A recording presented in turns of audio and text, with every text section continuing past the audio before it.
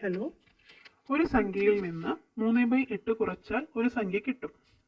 ആ സംഖ്യയിൽ നിന്ന് 1/8 കുറച്ചപ്പോൾ 5/12 കിട്ടി.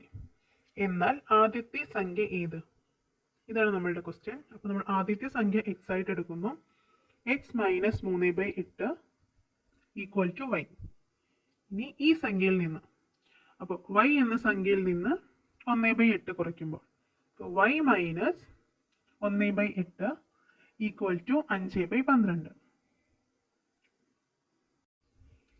ഇനി y equal to 5/12 plus minus 1/8 ആണ്.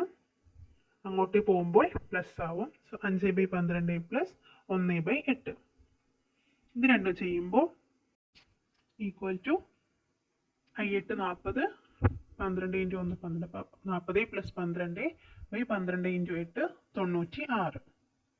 അത് നമ്മൾ വീണ്ടും ചെറുതാക്കുമ്പോൾ 13/24 എന്ന് കിട്ടും. അപ്പോൾ നമുക്ക് y ഇവിടെ കിട്ടിക്കഴിഞ്ഞു. y എന്ന് പറയുന്നത് 13/24.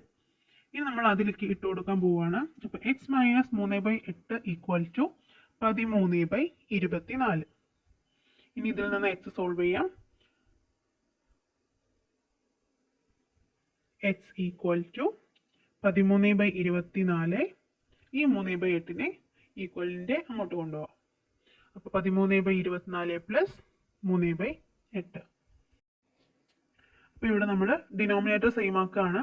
അപ്പോൾ 3/8 മുകളിലും താഴെയും 3 കൊണ്ട് ഇൻഡ്യൂ ചെയ്തെന്ന് പറഞ്ഞാൽ നമുക്ക് എത്ര കിട്ടും? 9/24 കിട്ടും. അപ്പോൾ 13/24 പ്ലസ് 9/24. ഡിനോമിനേറ്റർ സെയിം ആണ്.